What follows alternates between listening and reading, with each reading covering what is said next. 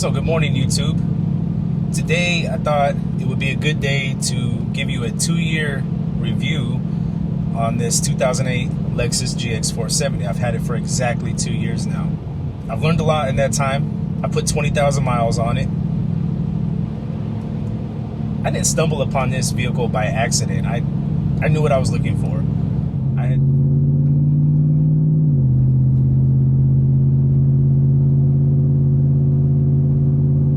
And so when I was looking for a vehicle, the priority for me was to have something that wouldn't cost me a fortune to keep running. Now I know that sounds crazy because this Toyota 2UZ FE V8 is terrible on gas mileage. I would show you, but it's around 14 miles per gallon right now. And with the cost of fuel, it's really bad. It's really something. However, I don't spend a lot of money on parts. I haven't spent any money on any sort of repairs. Nothing's failed me. I've done oil changes and tires, and that's about it. Okay, now when I first bought it, it still had the stock air ride suspension, and that was kind of giving me some issues. Some days I would come out to the vehicle and it was flat. And so just to avoid any future problems at all, I just bought the cheapest conversion kit I could find on Amazon, which was about it was very cheap. I think it was like $150. It was very cheap. And I've had that on there since, and I haven't had any problems with that. It rides the same as the airbags, honestly. It doesn't feel much different.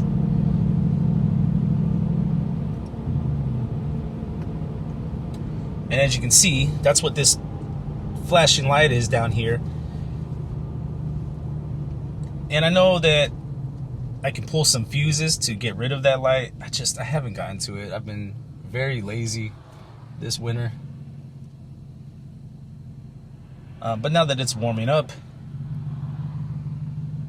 I'm more likely to get outside and do things that I need to get taken care of. But right now, all that energy is going to the house. If you live in the Midwest, if you know anything about coming out of winter, you have a lot of cleaning up to do around the house. Power washing, getting rid of weeds, plants, leaves. We're going to repaint the house as well. So I've been pretty busy. Thankfully, I have a vehicle that allows me to focus on something else besides worrying about a broken down car or costly repairs. So again, yeah, I do pay quite a bit in gas, but I live in a small town. My longest drives are when I go and record these videos. I'm usually not in the car for more than 10 or 15 minutes at a time.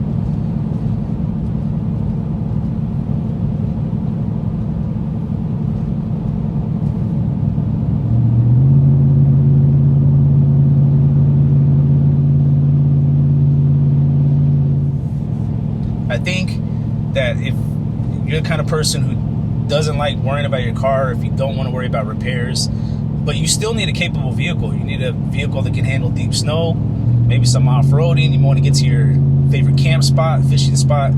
This will do it. This will do it. And most of the noise that you hear on camera, it's not even really the exhaust. The drone is really not that bad with the muffler delete. What you really hear is the tires. I have some pretty aggressive mud tires on here. They're nothing special. They're cheap from Walmart. But they were excellent in snow. They're just very loud on dry pavement. So most of the noise that you hear on camera, it's coming from the tires. It's not wind noise. It's nothing like that. Besides the exhaust, it's pretty quiet in here. And in fact, you hear the road noise from the tires more on camera than you do in person. If I get here right now, I can hear a little bit of the wind buffeting against the glass, but it's really not that bad. But I'm sure when I go to upload the video, when I go to edit the video, the road noise is much more noticeable on camera, which kind of sucks, but I don't know what to do about that. A lot of the other maintenance, okay, so let me say, Lexus on their website, they keep record of all the maintenance that's been done on your vehicle at the dealership. And so there was 2 previous owners. The first owner only had it about 30,000 miles. The second owner had it all the way up until 146. That's what I bought it at, 147,000 miles. And he was getting the oil change every 2,500 to 2,800 miles. He wasn't even waiting 3,000 miles. It showed that he had also had the airbags replaced at around 100,000 miles, along with the timing belt. And he also had replaced the rear air suspension around that time as well. So it was maintained very well. It was maintained by Lexus. Oil changes were always done on time. And I got pretty lucky. Now, I didn't know this car had that much of a maintenance or service records. I didn't know it had that kind of service records available before I bought it. I found out afterwards, which, you know, was a pleasant surprise. Even though it's a great off-road vehicle, most of the people who bought these did not take them off-road. And the same goes for the LX, the LX470, 570.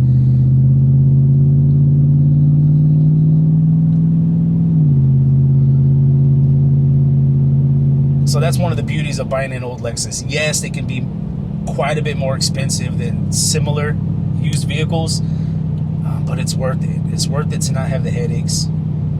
It's worth it to come out to your car in the morning knowing that it's going to start. It's going to get you to work or your doctor's appointments, and it's going to get you home. It'll get you out to that camping spot. It'll get you home. And that sort of peace of mind is kind of priceless. You know, I guess it depends on who you are. A lot of people don't care about their cars. They're not gearheads. They just need something to get them to work and back. But even for people like that, if that's you, it's still worthwhile to consider a vehicle like this, an older Toyota or Lexus. You know, if you're really not a gearhead, you really don't want to be worrying about your car, and you definitely don't want to be doing any work on your car. So again, it's still a benefit to have a vehicle that's easy to maintain, a vehicle that's easy to keep running. Let's turn around.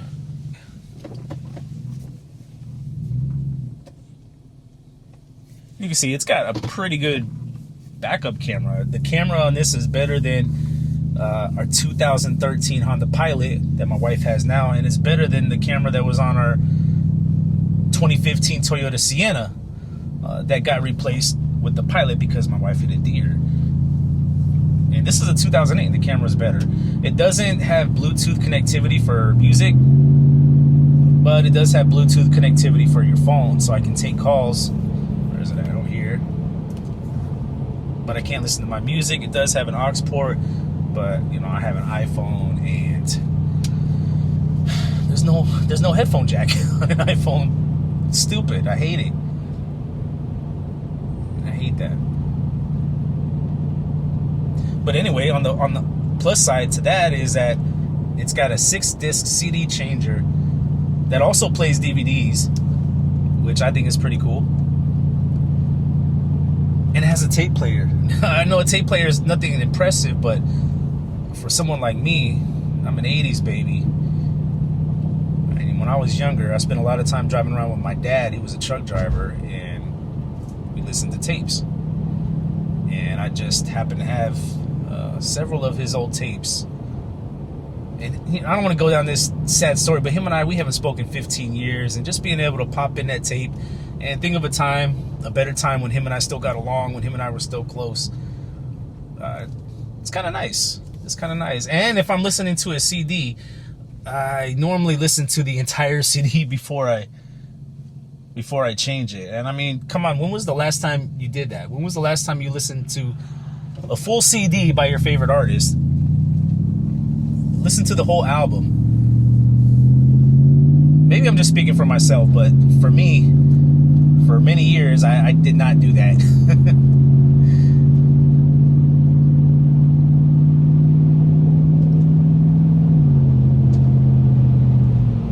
And even at a soft pull like that, just barely accelerating, it sounds good. It does sound good. Again, this is a muffler delete and a resonator delete, and there is a little bit of drone. but from the driver's seat, it's not that bad. Now, on the highway at a sustained 65, 70 miles an hour, yeah, it can be a little annoying. It can be a little obnoxious for sure.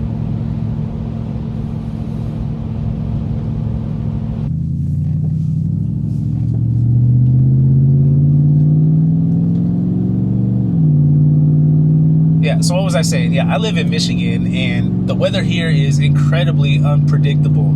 The weather changes about 3 to 4 times a day. Having a car where I don't have to worry about switching between 4-wheel drive, 2-wheel drive is nice. It's nice. And I know there's a lot of all-wheel drive vehicles out there, but it's not the same. Sometimes just pulling out of my driveway is the worst part during the winter. We can have a snowbank against my driveway that's 3 feet deep with, 2-3 foot deep of snow all around the vehicle. And nobody wants to get out and shovel snow when it's dark and cold, when you're tired. You just want to get in your car and go, man.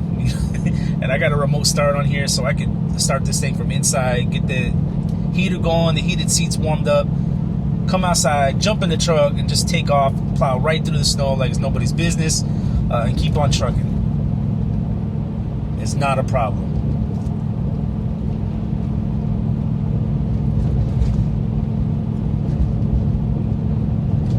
And honestly, I never really considered it before. I've only lived in Michigan for about 5 years, but I didn't think about how much an improvement to your life it can be to have a capable vehicle that can handle, such unpredictable weather. It really improves the quality of life in states like this.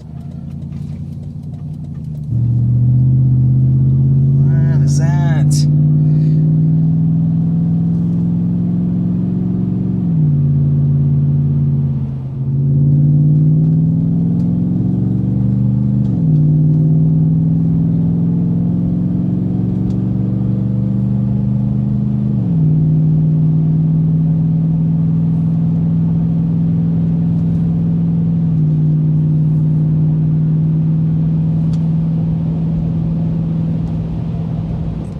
Do I regret making this purchase? Do I regret buying this car? No, not at all. No, I don't. Every time I drive this car, I fall in love with it. And it's nothing special. It has a V8 and it sounds good, but it's not a fast car. It's very heavy. It's old technology. It's full-time 4-wheel drive. It's like a parachute in the wind at times. It's tall, it's high off the ground. But I love it. It's so comfortable in here, especially when the weather is terrible. You get in here and you feel protected. It feels like you're driving a tank with heated leather seats, honest to God. If you've never driven one of these Land Cruiser type vehicles, GX, LX, actual Land Cruisers, you might not understand. It's kind of one of those things, if you know, you know. And people who have driven these things, they know. It just feels solid. You can feel the build quality in the way that it drives, the way that it rides. When you listen, you hear that? There's no squeaks, there's no rattles, no weird noises. It's just a good vehicle. It's just a well-built vehicle. And, we live in a great time right now for vehicles. There's some cool cars available right now. When I was growing up in the 90s, the cars, honestly, they sucked. I know we like to have nostalgia for the 90s, but dude, the cars of the 90s, most of them sucked. There was a few cars that were cool, but the majority of them were pretty crappy, and they weren't very interesting. But for the last 20, 25 years, there's a lot of really cool cars available. You don't have to buy a brand new car to have an interesting car. In fact, a lot of these older cars have much more character, much more personality. And honestly, the fact that you're not going to deal with a lot of breakdowns on cars like these, that's just cherry on top. For me, that's what brings it all together. That brings it home for me. And maybe I'm just an old man, and that's what excites me, just knowing that I have something to depend on. But that's what happens when you you live a normal life and things fail you, cars fail you, people fail you. So when you can have a vehicle that at least your vehicle is there for you and is reliable, it feels nice, it's nice. And on the plus side, once you have a car like this and you maintain it, you're kind of free to buy whatever you want. But yeah, even if you're making payments on a car like this, an older vehicle, high interest payments from a buy here, pay here dealership, say you got injured and you couldn't work for a while, your car got repoed or you got divorced and you don't have anything, you're starting all over again, you might have to, you may find yourself needing to go to one of these shady dealerships, these buy here, pay here dealerships. That might be your only option. Sometimes life happens, things get rough. And if you have to buy a car from a dealership like that, you really, really, really need to be picky about what you're buying. And to be honest, those dealerships get cars from the same place the bigger dealerships get them from a lot of times. So you just really need to be picky and know what you're looking at and know what you're looking for, what to pay attention to. That's your responsibility. But yeah, if you do have to use one of those dealerships, you do have to get a second chance finance program. It's really a good idea to get you a car that's known for being reliable. It needs to make it at least the length of the loan, right? Unless you plan on paying it off early. I don't think you would feel too bad if you had to buy a car from a buy here, pay here dealership. If it was a car like this, yeah, it's costing you more than it should, but the payments are still cheaper than a brand new car, and it's still probably going to have less breakdowns and less mechanical failures. And a lot of these new cars are nightmares from what I'm hearing. I like a lot of the new cars. I would like to get a newer car, but I really just dread the idea of dealing with a vehicle that's giving me issues and breaking down. I've already dealt with that. That's what led me to drive this type of vehicle or to buy this type of vehicle now. Just from years of dealing with cars, it gave me issues and I got tired of it, even if they were well maintained. So yeah, that's it. That's what I want to discuss. This is the 2-year review. It's been a great car. I haven't had any issues. It gets terrible gas mileage. So what? It feels safe. It's well built. It goes anywhere. And I don't regret it at all. Anyway, have a nice day, guys.